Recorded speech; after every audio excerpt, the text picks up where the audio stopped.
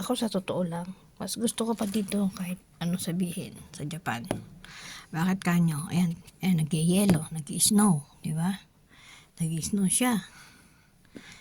Pero ang totoo, ang pamumuhay dito, kahit sabihin mong ano yung mga tax na binabayaran mo, pero mapupunta pa rin sa'yo dyan. At saka ang bilihin dito, kahit mahal, ginagawa nila ng paraan.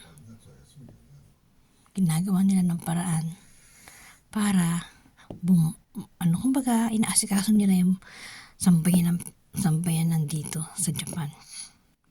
Totoo po yun. Kaya kahit anong sabihin, maganda pa rin sa Japan. May ano kasi ang tao, ang mga namumuno dito. Binuksan ko po yung bintana. Ayan po yung yelo. Hawak mo na. Ayan. Ayan. Ang taas oh.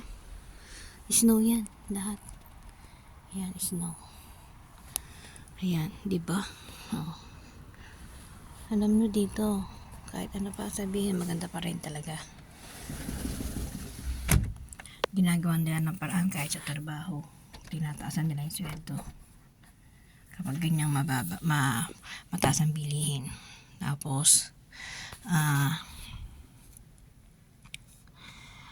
kumbaga hindi katulad sa atin na hirap talaga. Walang pagbabago, di ba? Dito kasi silang lahat kumikilos. At saka dito may kahihiyan. Kapag hindi kaya, talagang tsaka pag ng tao sa'yo, talagang sila mismo pusang bumababa. Totoo po yun. God bless you. Yun lang po, talagang masarap tumira sa mga ganon. Yung bang merong ang iyong buhay, may saysay, di ba? Kahit nagbabayad ka, bumabalik din sa iyo.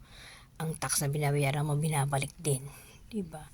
Tsaka talagang gumagawa sila ng paraan para wag mahirapan ng mga mamamayan dito sa Japan. Kaya I love Japan. Thank you, yun lang.